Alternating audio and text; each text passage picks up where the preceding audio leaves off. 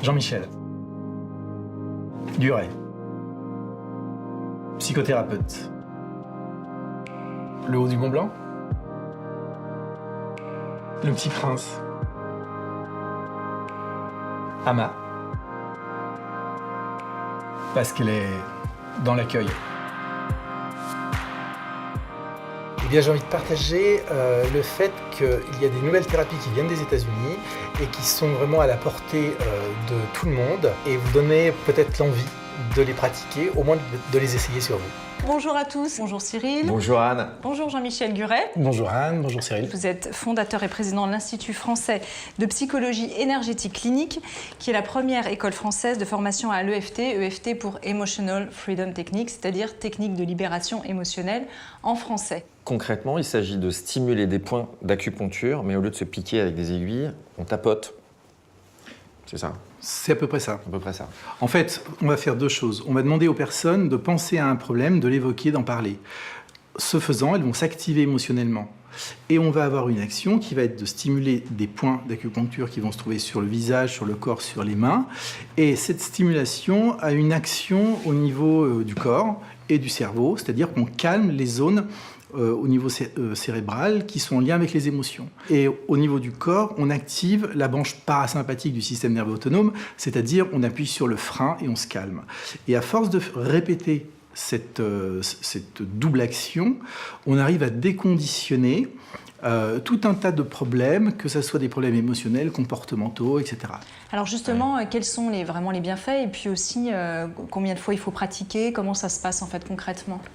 Alors, c'est difficile de répondre d'une manière extrêmement tranchée parce que, bien évidemment, tout ce qui est psychothérapie, on a affaire à des humains et avec chaque personne, ça va être différent. Ces techniques ont un atout très intéressant. En fait, elles en ont deux. La première chose, c'est que c'est efficace et rapide.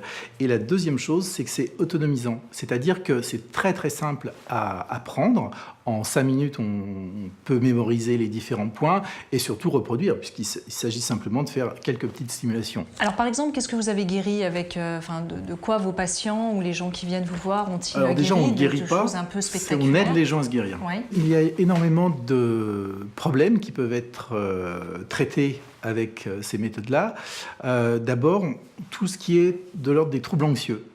Donc les phobies spécifiques. Il y a des gens qui viennent vous voir parce qu'ils ont une phobie d'un petit animal. Oui. Une petite souris, par exemple. Oui, bien sûr. Les araignées, c'est un classique. Oui, c'est un classique. Et ça, vous le traitez et ça marche.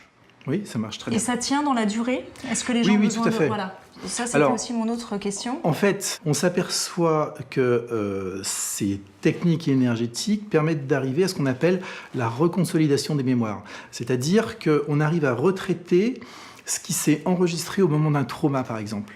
Et donc, au moment d'un traumatisme, on peut avoir une connexion avec des stimuli qui sont neutres. Et ça perdure dans le temps, même si il a suffi d'une seule fois pour qu'il y ait une association qui se fasse et qui fait que la personne, elle va déclencher systématiquement quand elle va voir quelque chose de neutre. On est en train de parler de tout ça, mais on ne parle pas du grand sujet quand même qui est cœur, qui sont effectivement nos émotions. Qu'aujourd'hui, dans notre société, on parle beaucoup d'émotions négatives. Or, je sais que vous dites les émotions, elles sont ni négatives ni positives. Il n'y a pas d'émotions bonnes ou mauvaises. Les émotions sont adaptatives. C'est-à-dire que les émotions sont au centre de la vie et qu'elles nous permettent de réagir. Donc, on va dire qu'il y a des émotions elles sont toutes adaptées. Et des fois, quand ça pose un problème, c'est qu'elles sont inadaptées par rapport au contexte. Quelles sont celles qui posent le plus problème, par exemple? La colère, peut-être? La peur? Non, disons que la colère, elle nous donne de l'énergie. Elle nous permet de passer à l'action. Ouais. La fonction de la colère, c'est la destruction. La fonction de la peur, c'est la protection. J'ai peur, je pars en courant et je me protège. Si maintenant je suis rattrapé par le prédateur, je peux entrer dans de la colère et donc me battre. Là où viennent les problèmes, c'est quand les émotions perdurent. La colère, par exemple, elle va être souvent associée, on le constate dans notre pratique, à des douleurs chroniques. Donc dans un premier temps, on peut essayer de voir si juste en se concentrant sur la douleur et en faisant les stimulations, on a une action. Des fois ça marche, d'autres fois non. Mais si ça ne marche pas comme ça, on va aller chercher un peu plus loin. Qu'est-ce qui pourrait faire? Qu'est-ce qui a déclenché ces douleurs? Et donc en fait, on s'intéresse à la fois aux éléments déclencheurs, donc dans le passé, et puis aussi aux facteurs de maintien. Les facteurs de maintien, c'est toutes les bonnes raisons de continuer à entretenir le symptôme. Pour la plupart, elles sont évidemment inconscientes.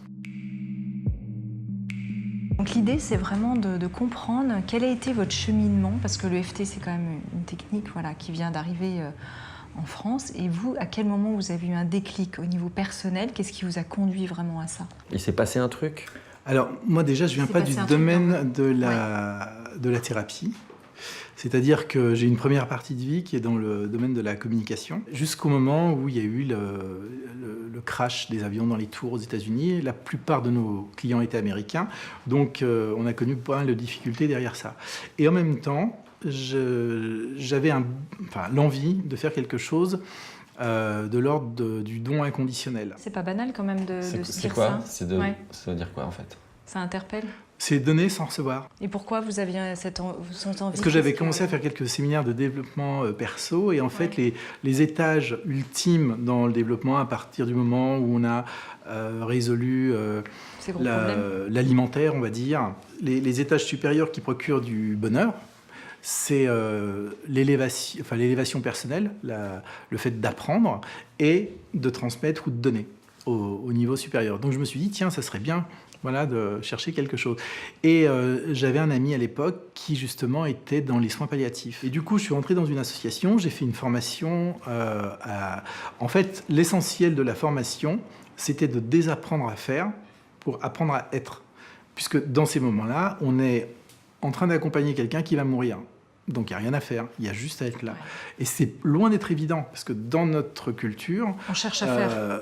On est toujours dans « il faut que je fasse ». J'ai reçu tellement plus que ce que j'ai pu maigrement donner, que ça m'a vraiment... C'est ça le déclic, en fait, je pense. Ouais, et ça m'a amené, finalement, vers la thérapie. Puis je faisais une formation, et à la fin de cette formation, on a eu une initiation à l'EFT, qui après s'est prolongée par une formation. Et c'est vrai que le côté tapotement, à l'époque, on disait ça. Ah oui. Je me rappelle d'une médecin qui me disait, mais moi, dans ma clinique où je pratique ça, les gens, maintenant, mes confrères, quand ils me disent bonjour, ils font comme ça, ils me disent « Salut, comment vas-tu ?» pour se moquer d'elle. L'EFT et ses techniques énergétiques sont efficaces quand on est précis. Ah. Donc, est-ce que, par rapport à demain, il y a un souci? Ouais, non, il faut que je rende un truc et je ne l'ai pas fini. Donc ça va me prendre la tête. D'accord, alors on prend ça. Et vous adaptez? Je m'adapte, ouais. C'est-à-dire que vous adaptez la phrase que je vais faire pour Cyril, vous l'adaptez pour vous. On commence par stimuler cette partie de la main. Okay. On appelle ça le point karaté. Là, maintenant, ça y est. Le point karaté, hein, je répète. Donc, ce que je fais, c'est que je vous fais des propositions de phrases. Si c'est OK, vous les répétez. Si c'est pas OK, vous me corrigez, c'est moi qui m'adapte. Donc, même si j'ai peur de ne pas dormir ce soir ou de me réveiller, même si j'ai peur de me réveiller cette nuit. Parce que j'ai des trucs à faire pour demain. Parce que j'ai des trucs à faire pour demain. Je suis à la bourre. Je fais l'amour? Non, je suis à la bourre. Ah, je suis à la bourre. C'est une passion grave. Parce que ça, j'aime bien cette méthode. En plus, il est sourd. Non, c'est bon. Même si je suis sourd. Même si je suis sourd. Même si je suis à la bourre. Je m'accepte tel que je suis. Je m'accepte tel que je suis. Ça, je peux dire, je m'accepte tel que je suis. Voilà. Tel que je suis, je répète. Hein. On stimule un point au début des sourcils. Et là, vous restez concentré sur vos pensées. Allez-y, au coin des yeux, juste là. Au coin des yeux. Ouais. Vous stimulez, vous dites tout ce qu'il me reste à faire pour demain. Tout ce qui me reste à faire pour demain. Ensuite, sous les yeux. Ok. Sous le nez. C'est la ligne de quoi, ça? Là, on est sur le canal gouverneur. Vaisseau gouverneur. Okay. Ici, on est sur le vaisseau conception. Ah ouais. Là, on passe sur le méridien du rein. Du rein? Ouais, alors celui-là, il est bien pour vous, parce qu'il est en lien avec la peur. Moi, je sens que c'est un point important pour moi ici, c'est marrant. Sous les pectoraux pour les messieurs et sous les seins pour les dames. Là, on est sur le méridien du foie, c'est la colère. Ah ouais. Donc les gens en colère... Alors, il faut plutôt taper du côté du foie ou pas forcément? C'est symbolique? Non, les deux. D'accord. La colère. Tout ce que j'ai à faire pour demain. Tout ce que j'ai à faire pour demain. Sur le majeur, tout ce que je n'ai pas fait pour demain. Tout ce que je n'ai pas fait pour demain. Oui. Tout ce que j'aurais dû faire pour demain. Tout ce que j'aurais dû faire pour demain. Voilà, c'est ça le principe. Okay. On a vu les points. Vous refermez les yeux et vous repensez à demain. Cool. Et moi, j'ai pas compris. Alors, je sens que ça va mieux, mais j'ai pas compris ce que j'ai fait. En fait, je comprends pas pourquoi ça va améliorer ce problème spécifique, justement. En fait, vous prenez une idée par rapport à quelque chose qui n'existe pas encore. Et cette idée, elle tourne dans votre tête et donc elle s'amplifie. C'est des pensées automatiques pour la plupart. On a 70 000 pensées automatiques par jour.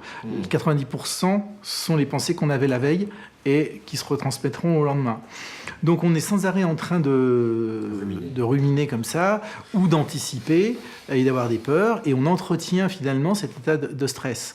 Là, ce qu'on fait, c'est qu'on se focalise volontairement sur ces pensées anxieuses, mais en même temps, on stimule. Et on fait un contre-conditionnement, en fait. Alors Jean-Michel, puisque nous regardons le ciel et que nous allons refaire le monde dans cette interview en mode slow, est-ce qu'on peut se nettoyer de nos conditionnements et de nos croyances? Parce que finalement, on a vu que tout ça, ça nous empoisonne un peu la vie. C'est un peu le but des thérapies, c'est remplacer toutes les croyances qui sont pas adaptées, inutiles, par de nouvelles croyances qui sont beaucoup plus en lien avec la réalité et avec ce qu'on a envie de vivre. Un enfant auquel on aurait répété plusieurs fois « t'es nul, t'es vraiment nul, t'as deux mains gauches » et des choses comme ça, il va finir par le croire. Le problème, c'est que en grandissant, il va certainement le vérifier, puisque c'est déjà une croyance de fond, et arrivé à l'âge de 12 ans, on change la fréquence cérébrale et il y a comme une fermeture de la porte avec l'inconscient. Et donc c'est verrouillé à l'intérieur. On a des personnes en consultation qui viennent et qui disent « je ne comprends pas ce qui m'arrive, c'est toujours la même chose, ça se reproduit ». Et en fait, ces schémas qui sont grammés au plus jeune âge continuent à se répéter. Et donc les gens viennent en thérapie pour finalement changer ces croyances, même si la demande n'est pas forcément exprimée comme ça. Donc bien sûr qu'il faut arriver à nettoyer tout ça et c'est justement ce qu'on fait. Moi je dis que tout ça c'est une bonne nouvelle, on va bien se nettoyer. Merci beaucoup Jean-Michel Guret d'avoir été avec nous aujourd'hui.